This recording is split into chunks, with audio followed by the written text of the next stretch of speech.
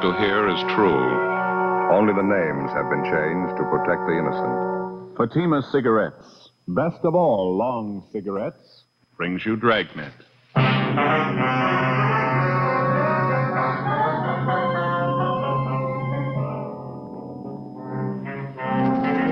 You're a detective sergeant.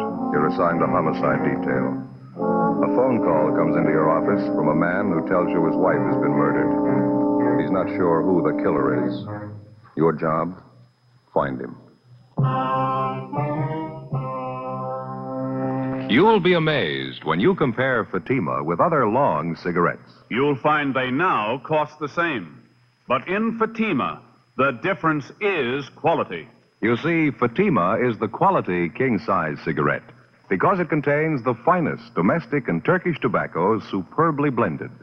And Fatima is extra mild, with a much different, much better flavor and aroma than any other long cigarette. So compare Fatima yourself. Fatimas now cost the same as other long cigarettes, but your first puff will tell you...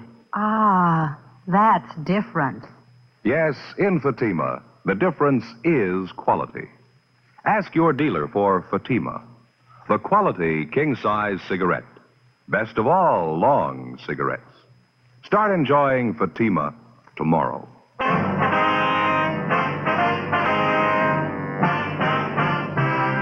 Dragnet, the documented drama of an actual crime. For the next 30 minutes, in cooperation with the Los Angeles Police Department, you will travel step by step on the side of the law through an actual case transcribed from official police files. From beginning to end, from crime to punishment, Dragnet is the story of your police force in action.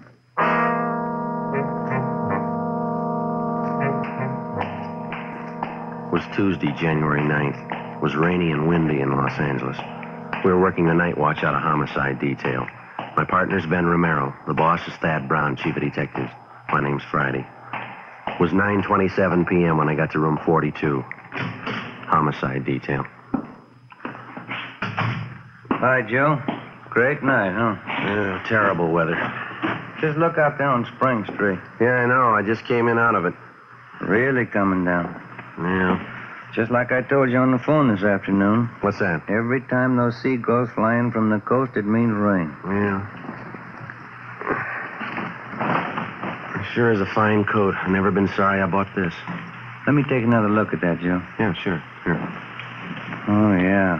Yeah, that's a good one. English coat, huh? Yeah, they make them a little heavier over there than we do here. Seem to be kind of good in our business. You remember that Henderson stakeout last month? Oh, yeah. Really poured down that day. Mm-hmm. This coat kept me dry as a bone.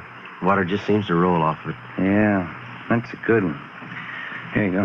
Thank you. I have to hang it up. Mm-hmm. Supposed to keep a good coat on a hanger, you know, especially when they're wet. I bet you. Trouble with mine is it leaks right up here over the shoulders. Must be through the seams, huh? Yeah, I guess so. Same one I've been wearing. I told you about it before. You said you're going to get a new one, didn't you? Yeah, but it's such a good coat otherwise. I hate to throw it away. It's no good if it leaks. Oh, I guess you're right at that. Maybe I can get those seams fixed, do you think? I don't know. How long you had it? 7 years. I'll get it. Homicide, Friday. This is 14 on the complaint board. Take this call. Right. Hello? Hello. My name's Leonard Gray. Yes, sir? My wife's dead. She's been killed. I just went down to the garage, and when I came back, she was dead. Could you send somebody out here right away? Yes, sir. What's that address? 1627 Oxford Place. 27 Oxford Place. Yes, sir, that's right. Can't understand that she was all right when I left, and then when I came back, she was dead.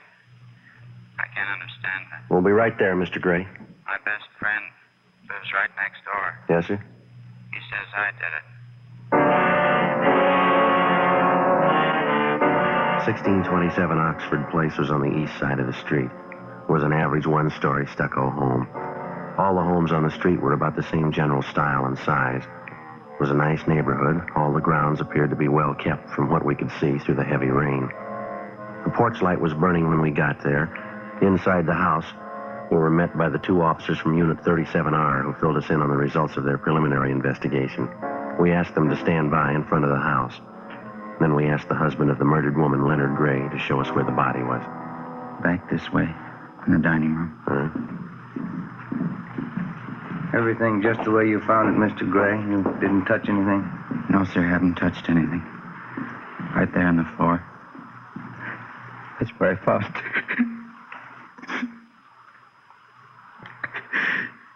Cannot wait up there in the living room. Yes, sir, that's all right. Ben, would you like to help him, please? Yeah.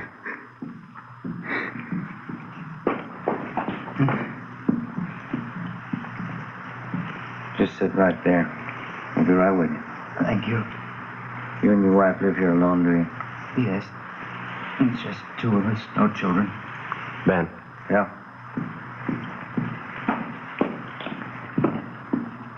Well, clothing's torn. Must have put up a struggle, huh? Yeah. Some redness there around the throat. Strangled? Yeah, could be. Deep gash there on the forehead. Broken vase there on the floor. You want to call the crime lab? Yeah, okay.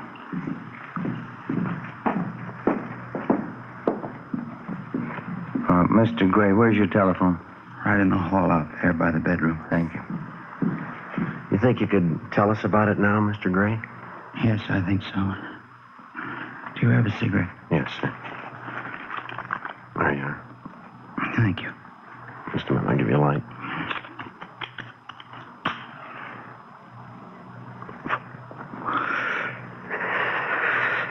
Thanks. That's all right. Now, can you tell me just what happened here tonight? Earl Anderson, that's my friend. Lives 2 houses down. He and I went out after work. We usually do once or twice a week just to have a few beers. Yes, sir. I don't know, I felt pretty good. Guess I had a couple too many. Earl said it was late and we better be getting home, so he did. I had a little too much to drink, so he drove. I see. Well, where were you and your friend drinking? The bar right across from where we work. Earl Anderson and me. A lot of the men go there for a beer right after work. Mm-hmm. Were there quite a few men from work in there tonight? Yeah, quite a few. I wonder if the other officer found the phone all right. Yes, sir, I'm sure he did. Kind of hard to find sometimes. Wife had it covered with little curtains.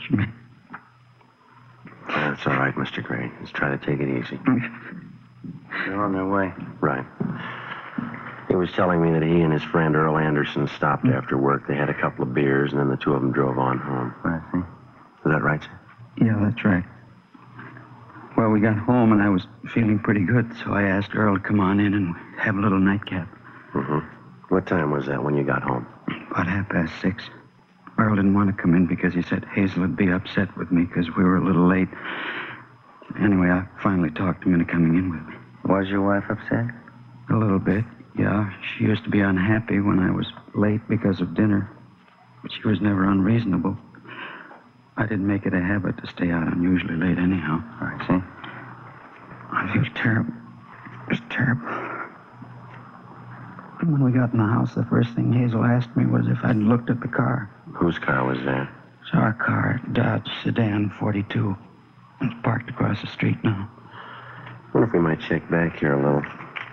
Yeah. I thought I understood you to say that you felt that you'd had a little too much to drink, so your friend drove this Earl Anderson? Yes, but it was his car. I guess I should have made that a little clearer. You see, we take turns driving home, either his or my car. We trade off to fight the traffic, no matter whose car. I see. Wonder if you'd go on, please. I didn't know what she meant by asking if I'd seen the car. She said someone had let all the air out of the back tires. Do you know why anybody'd want to do a thing like that? No, I had no idea who'd do that to us. Hazel said she wanted to use the car tonight. She had to go to a friend's house to help her do some remodeling or something. Mm-hmm. She didn't say a word about my being late. I thought the car had kind of taken her mind off it. Told her I'd go out and look and see if I couldn't fix it. Well, did it strike you as being important that you fix the car right away? How do you mean?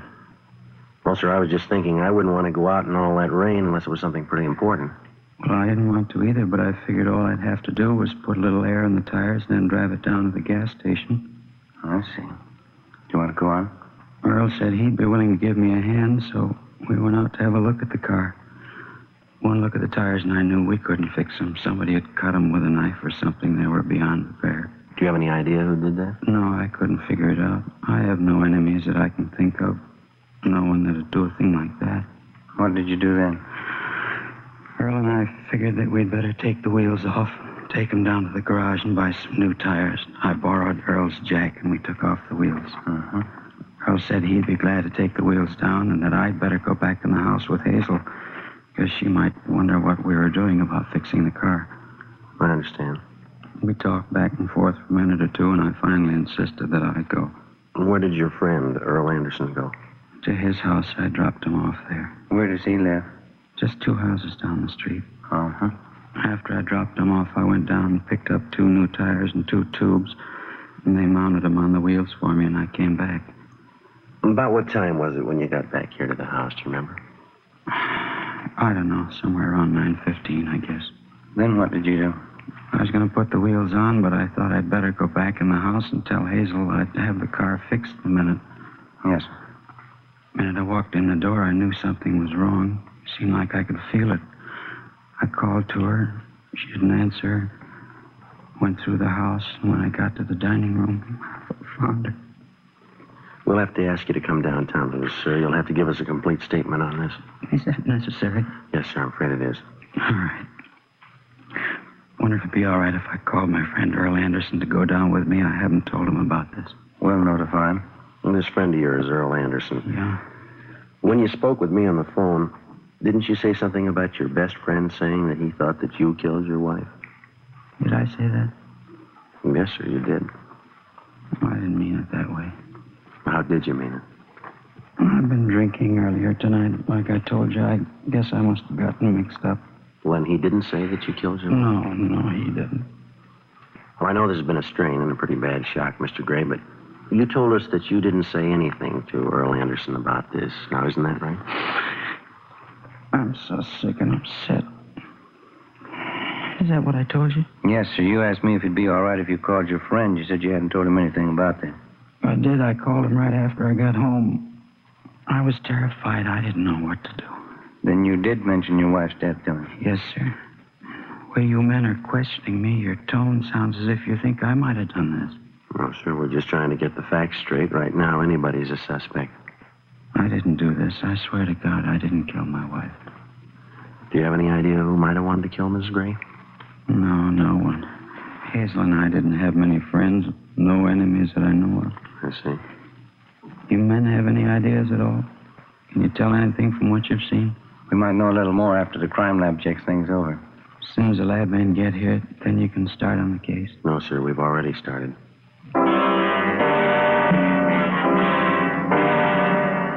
10:15 p.m. We continued to question Leonard Gray, the husband of the dead woman, Hazel Gray. His answers seemed to follow the same general pattern of hazy confusion. Ben and I weighed the possibilities and cause for his evident confusion. He admitted that he'd been drinking earlier that evening, the tremendous shock of the death of his wife, the complete interrogation necessary in the investigation. All these things could prove to be reason enough for Leonard Gray's apparent confusion. They could all be possibilities of pretense as well. We had to be sure. We asked him about relatives and in-laws. He told us that his parents were not living, that his wife's mother and father resided in Los Angeles in the southwest section of the city. He gave us the address. He furnished us with a list of his friends and his acquaintances. He was feeling quite badly, but seemed to want us to continue with the questioning. From time to time, he would add unimportant bits of his story, which he had omitted the first time through. 10:17 p.m. The crime lab crew arrived and went to work. Gray's friend, Earl Anderson, was picked up and brought to the murder house. Any idea who did this thing? We're working on it. There's just one thing I want to make sure of. Yeah? You don't suspect Len, do you? Why do you ask that? Well, I know how something like this can be. Len and Hazel are wonderful people, very good friends of mine. Just wanted to go on record as being able to vouch for Len. He wouldn't do a thing like that. Is that what you wanted to tell her? Well, yes, sir. I've known Len for about 5 years now, going on 6. We work at the same place. Just want to vouch for him, that's all. Would you know of anyone who might have a reason to kill Mrs. Gray? Not a soul in the world. Hazel was wonderful to everybody. She didn't have any enemies that I know of. Such a pretty girl. We know that you're a close friend of Gray's. Maybe you'd be able to answer a couple of questions for us. Any way I can be of help to you. How did Mr. and Miss Gray seem to get along? I mean, did they have any arguments that you know of? Well, I really don't think I should go into their personal life in this thing. You mean you don't want to answer? No, sir, it isn't that. It just seems that it's really not my place to go into it. We're going to have to question everybody that the Grays knew, all their friends and acquaintances. Appreciate any help you could give us.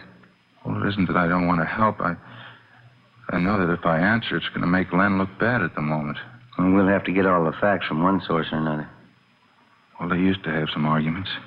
Guess you'd find it out from the neighbors anyway. Were the arguments that bad? Pretty loud, yes, sir. Oh, I don't mean to imply that Len ever struck Hazel, but she used to get quite put out with him sometimes. Why? How do you know? Len likes to go out with the boys. You know, booze it up quite a bit. Mm-hmm. She used to tell him that she wasn't going to put up with it any longer. You said he never struck her. Not that I know of, Sergeant. Did they have these arguments often? I don't feel right talking this way about Len behind his back. Well, I know that as his friend, you want to get this thing cleaned up. Yes, sir, that's right, I do. Yes, they used to have quite a few arguments. Please understand that these differences of theirs may have been loud, but I know Len would never think of hurting Hazel in any way. I see. Did you find out who slashed the tires on Len's car? We're checking on it. Wonder if that couldn't have some bearing on this. Yeah, possibly. Anderson, we'd like to have you go back to the time you and Mr. Gray got home. Just tell us exactly what happened, would you? Will you excuse me for a minute? Sure. Friday, see you a minute. Right, Harris. I'll be right back. Okay.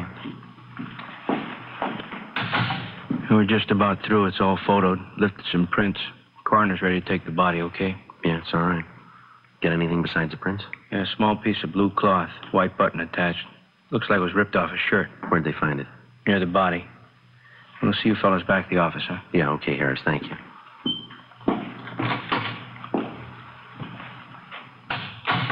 I was just telling your partner, Sergeant, while you were out of the room. Yes, sir. In this kind of a case, if it turns out to be murder, you have to know the whereabouts of everyone concerned, don't you? Yeah, we do. I suppose Len told you about his going down and get the tires fixed on his car. Yeah, he did. Did he tell you that I was at home during that time? Were you? Yeah, I was. I don't mean to try to tell you your business or anything like that, but isn't that the sort of information you have to have? Yeah, that's right. Is there anything else you'd like to know? Yes, sir. Who killed Hazel Gray?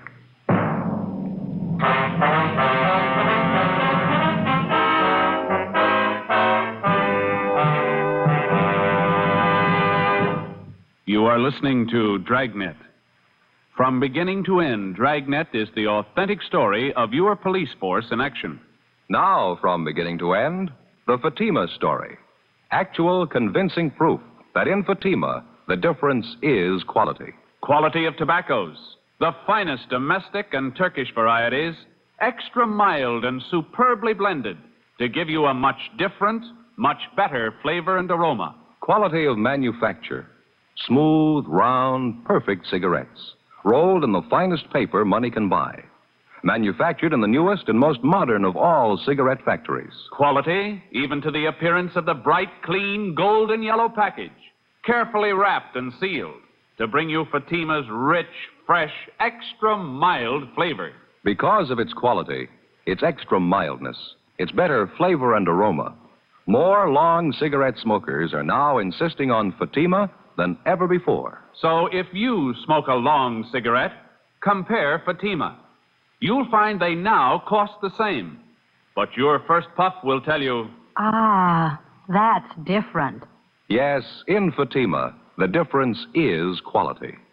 Insist on Fatima. Start enjoying the quality king-size cigarette. Fatima. Best of all long cigarettes.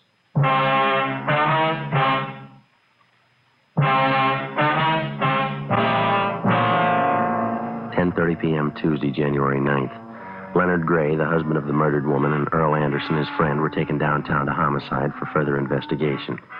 Complete statements were taken from both men. We checked them through R&I. No record on either one.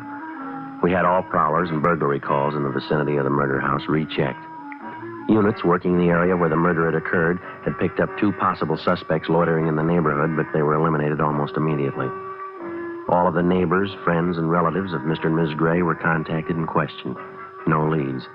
All their stories tallied almost exactly with that of Earl Anderson. The Grays had been known to argue. quite frequently. The arguments were loud, but no one could say that they ever showed any physical violence toward one another. It was the opinion of the relatives and in-laws that Leonard Gray drank too much.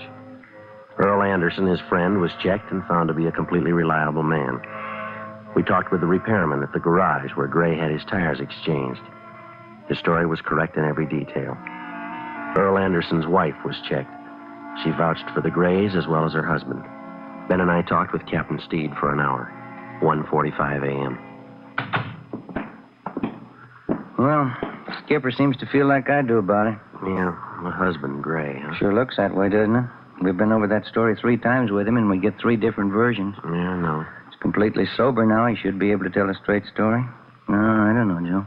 Yeah, well, I'm not completely satisfied. As far as that goes, the captain isn't either. You heard him. I'll admit Gray looks bad right now. What do you think? I don't know. I got it. All right. Homicide, Romero. Yeah, Edwards. No, Joe's right here. You want to talk with him? Oh, fine, yeah. Yeah, go ahead. Yeah. Okay, thanks, Bob. George, a juvenile. Yeah? Picked up a couple of kids. They confessed to slashing the Gray's tires. Well, that clears that up. Didn't seem to figure in anyway. Did it to you? No. Unless somebody did it to draw Gray out of the house. Well, it's cutting it pretty thin, isn't it? Yeah. What's the time? 10 minutes to 2. Guess I better call Leighton Print, see what they got. Okay. Did Edwards say that they were going to hold those juveniles for us? Yeah, I said they were bringing them down here for interrogation. Okay. Oh, hi. Hi, Mac. From Merrill. Yeah. Uh-huh, good. Yeah, right, thanks. Yeah. Got something. What'd he say? One of the prints they left it out there is a palm print. McLaughlin says it'll work for elimination. And something else. Yeah. The print was pressed in spots of blood.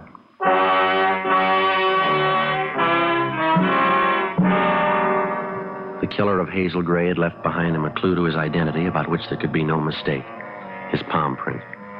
The prints of the dead woman, Hazel Gray, were checked and eliminated. They weren't hers. 2:40 a.m. Leonard Gray and his friend Earl Anderson were taken down and fingerprinted. Their palm prints were also taken. Both men were returned to the interrogation room. Sergeant, why'd we have to be fingerprinted? Just routine. It's just like I was telling you, Sergeant Friday. What's that? Len and I have been suspects all along, haven't we? Well, it's just a matter of elimination. Anybody involved in any way has to be checked out. Didn't the fellow down at the garage verify Len's story? Yes, sir, he did. It's the truth. I wouldn't lie at a time like this. I don't believe that anybody thinks you're lying, Len. It's just they have to be sure. That's right. I get it. Interrogation room. This is Romero. Oh, yeah, right. Okay, right away. Crime lab, Joe. Pinker says he and Jones would like to see one of us right away. All right, you want to go? Yeah, I'll be right back. Okay. Sergeant, was there really any specific reason for us being fingerprinted? Well, we already told you it's just routine. Wouldn't it be perfectly in line to find Len's fingerprints around his own house? Well, yes, it would. Yours could be there, too, Earl. Yeah, I was going to say that. I'm over at their house a great deal of the time. Yeah, we know. You mentioned that. Makes you feel kind of funny getting fingerprinted. Doesn't make any difference what I have to go through if you can find who did this thing. I feel the same way, Len. Think you're any closer to knowing who did it? Well, possibly. You men have had a little time to think this over. Do either of you have anything to add to your story? Maybe some small detail you may have overlooked? I've been thinking about it all night. I can't think of anything I haven't already told you. Mm-hmm. You, Mr. Anderson? Hmm? Is there anything that you might have forgotten to tell us? Sorry, I was just thinking. Yes, sir? There couldn't have been anyone Hazel knew, could there, Len? How do you mean? Well, somebody maybe from her past, somebody she may not have told you about. I don't see how that could be possible. You people checked your father and mother, didn't you? Yes, sir, we did. Well, that eliminates that possibility. Haven't you found any way at all of telling who it was that killed Hazel? Yeah, we have. Oh, I think that Len here's entitled to know. I'd be glad to leave the room if you want to talk to him alone. No, sir, that's not necessary. When we work it out, you'll both be told about it. If there's something definite, you'd tell me, wouldn't you? I think Earl's right. I'm entitled to know. Well, sir, we're assigned to the investigation, Mr. Gray, and we're doing everything that we can to get to the bottom of it. Sergeant Len and I think you men know a great deal more than you've been telling him. His wife was a victim. It's his right to know how the investigation's going, isn't it? Well, I told you before, whatever he should know, we'll tell him. Anything that we withhold from him is done for a good reason. Joe, want to take a look at this? Yeah, thanks. Here's a report on it. Oh, thank you.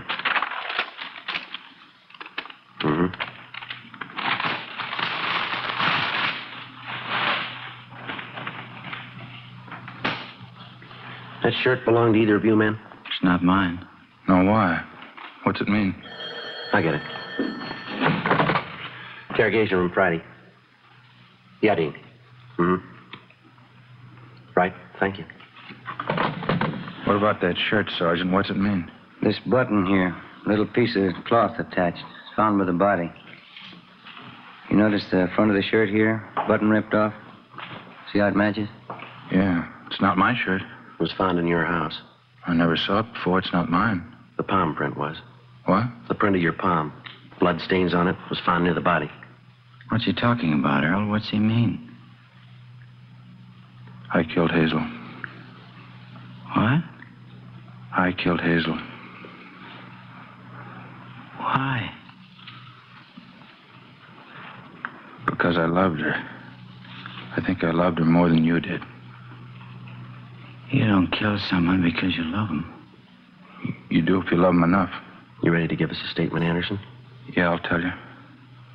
I can't believe all this. I ought to kill you. All right, Gray, hold it. I can't believe it.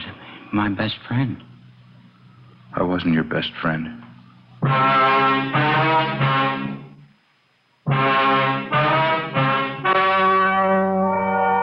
The story you have just heard was true. Only the names were changed to protect the innocent. On April 4th, trial was held in Superior Court, Department 89, City and County of Los Angeles, State of California. In a moment, the results of that trial. And now, here is our star, Jack Webb. Thank you. Friends, let me tell you how to size up king-size cigarettes. First, take a Fatima, and then any other king-size cigarette. Side by side, the two may seem to look alike, but they're not, because no other king-size cigarette has Fatima quality. That's right. In Fatima, the difference is quality. Quality that starts with a blend of the finest domestic and Turkish tobaccos and follows up with extra mildness, a better flavor and aroma. Now, if you haven't tried Fatimas yet, take my advice. Buy a pack. Compare Fatima. You'll find, just as I have, that in Fatima, the difference is quality.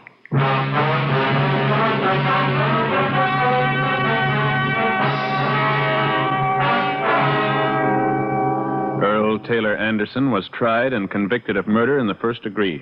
He was executed in the lethal gas chamber at the state penitentiary, San Quentin, California. At home and overseas, in camps, hospitals, and military installations, and in battle areas, Red Cross personnel work for the welfare, recreation, and morale of those who defend the nation. Today, Red Cross is expanding these services to keep pace with the rapid growth of our nation's defense forces. Your support of Red Cross makes this expansion possible. Remember, when you give to the Red Cross, your gift is a lift to our fighting men.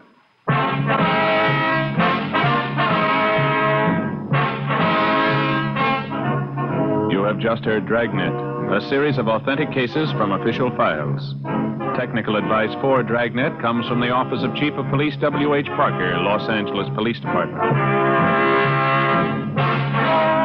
Our thanks to Quick Magazine for this week's salute to Dragnet's Jack Webb. Fatima Cigarettes, best of all long cigarettes, has brought you Dragnet, portions transcribed from Los Angeles. Hear a gold smuggling case on Counterspy next over most NBC stations.